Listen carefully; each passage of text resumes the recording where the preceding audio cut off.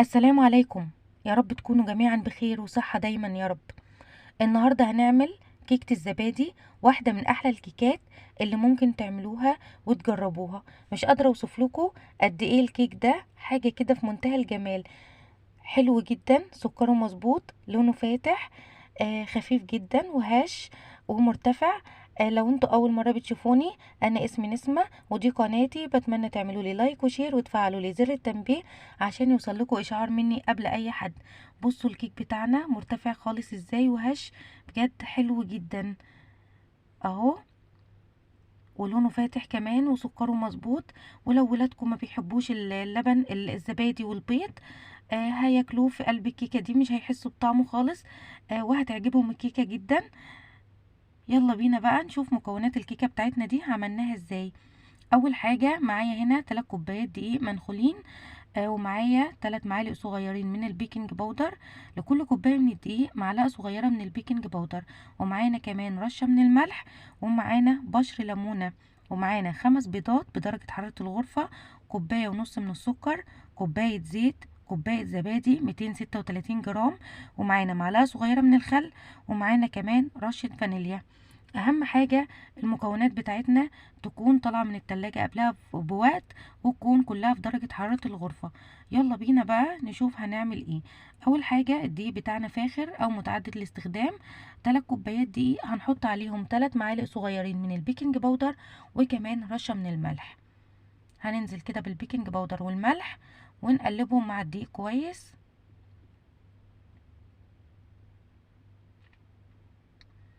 وبعدين هننزل عليهم ببشر الليمونة. بشر الليمون ناخد القشرة بس، ما ناخدش الجزء الابيض عشان ما يمررش الكيكة معانا. كل ده طبعا احنا مشغلين الفرن على درجة حرارة 180. اول ما بنبدأ في الكيكة بنسخن الفرن على درجة حرارة 180.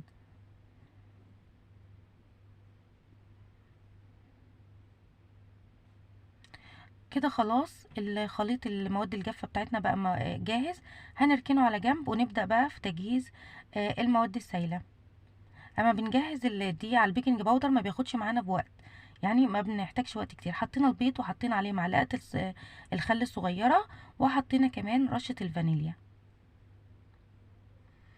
هنبتدي نضرب البيض بمضرب كهربي. هنبتدي نضربه لغايه ما نخفق البيض خالص بسرعه عاليه لمده 5 دقايق. نضرب البيض، اهم حاجه نضربه كويس لغايه ما لونه يبقى لون فاتح كده اهو.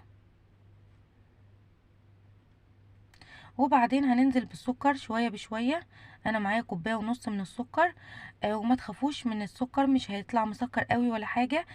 بس هيديلها السكر بتاعها يبقى مظبوط.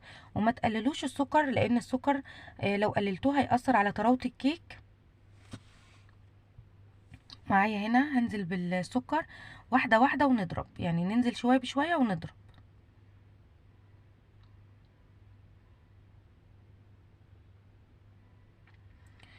هنضرب بقى كويس لمدة دقيقتين كده.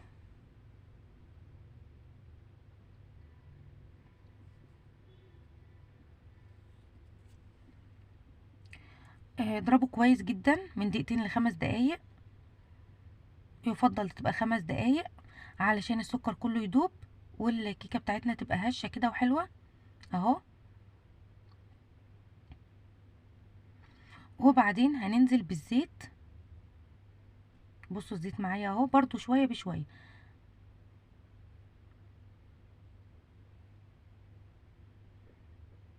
هنضرب بقى بسرعة هادية.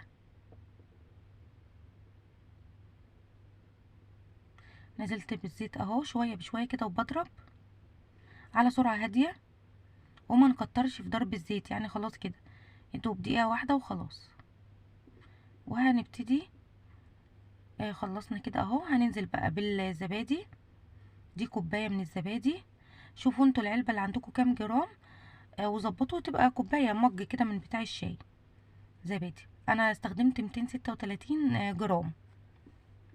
هنخفق برضو بسرعة بسرعة هادية، ومش هنخفق كتير، دقيقة برضو بس كده خلاص. هنبتدي بقى نجيب المواد الجافة بتاعتنا الدقيق وننزل هننزل كده على 4 مراحل. اول حاجه هنحط 3 معالق من الدقيق ونضرب بسرعه هاديه خالص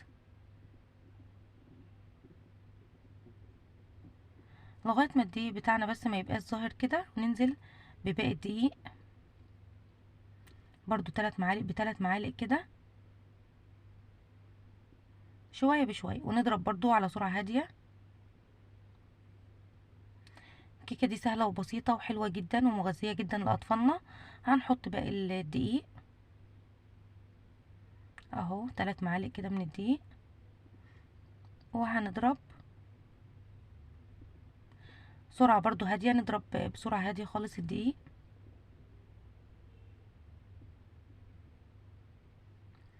وهنحط باقي الدقيق بقى اللي معانا كده. انا حطيت الدقيق على 4 مراحل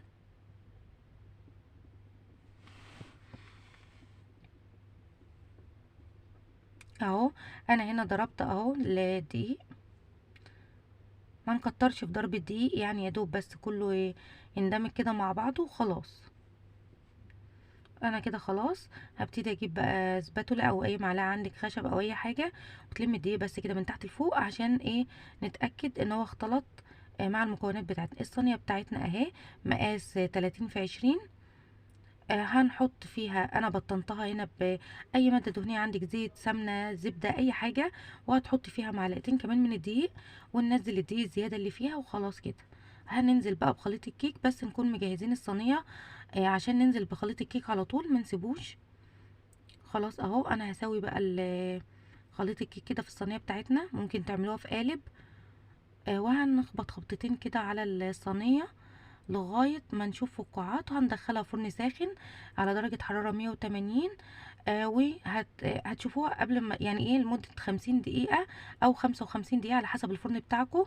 انا قبلها ب10 دقايق كده بصيت عليها لقيتها لسه مستوتش، فهديت النار على 170 لغاية ما استوت خالص. بحط اي عود خشب عندك وتطلعيه يكون ناشف، مفيش في اي حاجه من الكيك، فكده خلاص بتكون الكيكه بتاعتنا استوت.